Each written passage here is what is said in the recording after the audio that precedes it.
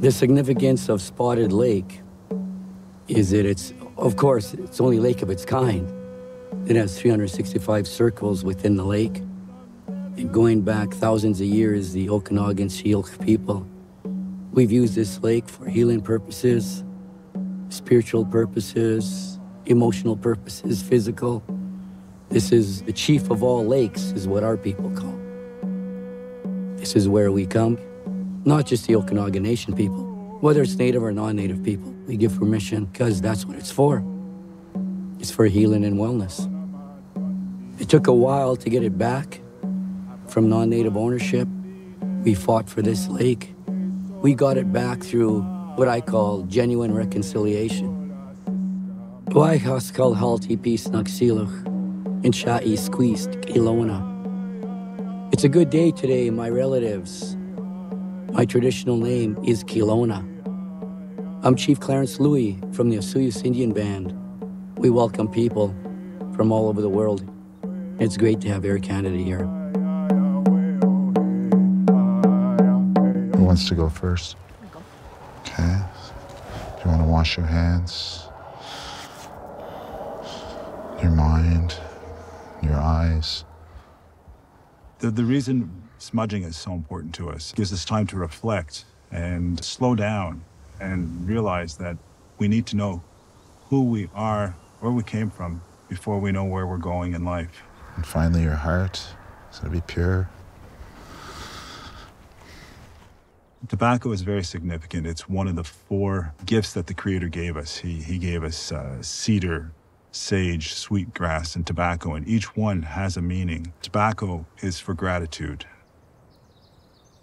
We're thankful for all the Creator has given us, and this day today, and all the blessings that come with it. As I'm getting older and I'm becoming an elder in my community, and this is one of the things that will be called upon me more and more. And I'm quite proud to be doing this. It brings me joy and gives me a purpose. Turn back to the east. We've completed the circle. Thank you, Creator. Walalan. That's our offering to the lake and our blessing of the day. I've never done a traditional tobacco offering. I didn't know what it would entail, and I was so blessed to be walked through it. I just wanted to live in the moment and be present and really appreciate the abundances around us. I didn't grow up in my culture. I'm part of what's known as the 60 Scoop. So I was part of the Indigenous children that were taken away from our families and adopted out to non-Indigenous families. So I was taken away at age 1. So I grew up without my family, without my culture, without any knowledge of my heritage at all.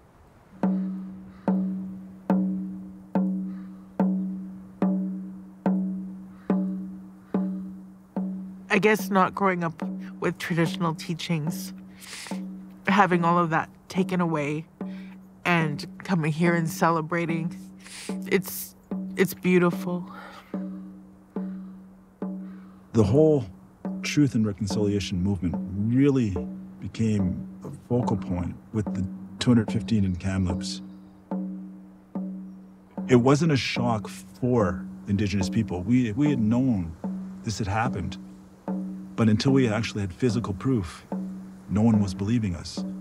We really need to unite on a common front as Indigenous people and make the rest of, not just Canada, the world aware of what happened. And now there's over 10,000, unmarked graves that they found, and they've only checked a handful of the schools so far, and it's no longer news. 100% of all of us Indigenous people in Canada have been personally affected by the residential schools.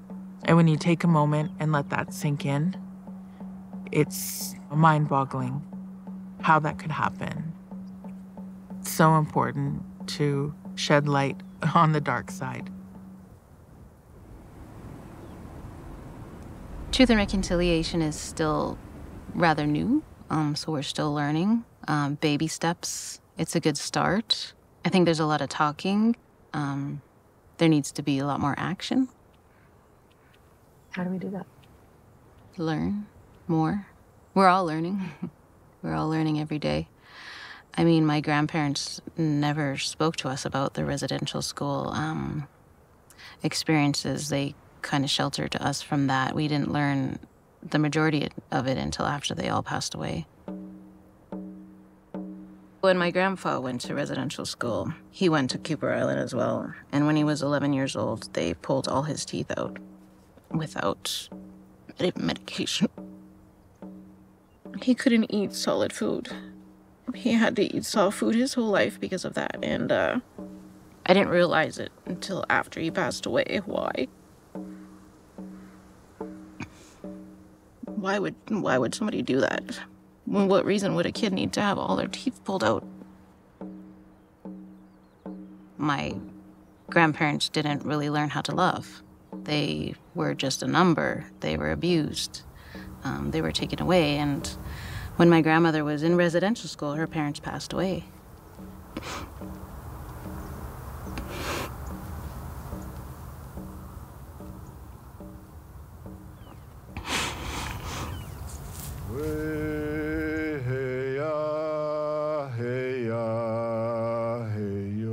When I was asked to join this project, I did a little research on Spotted Lake and found out that it was a traditional healing place. And I thought, how fitting for this.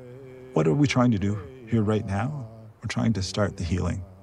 This is the perfect place, and I feel blessed to be here. What is truth and reconciliation? Well, I think the most important thing in that is to start with the truth. That's the first word. And right now, it's so important to be having these dialogues. Everything that we're talking about today is not so far in the past. My mom is only the first generation to go to public school. I'm only the second generation to go to public school on my mom's side of the family.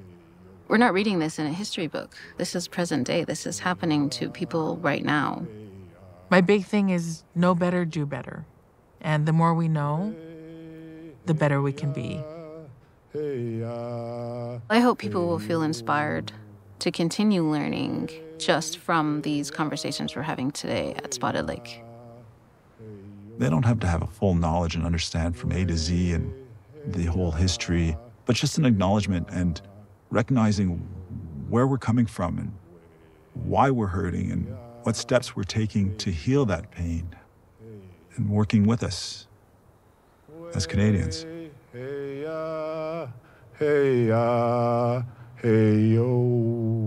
Each song has a different meaning to them.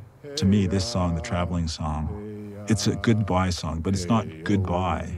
We believe we will always see each other now or in the spirit world. We will see each other again, so there's never a goodbye.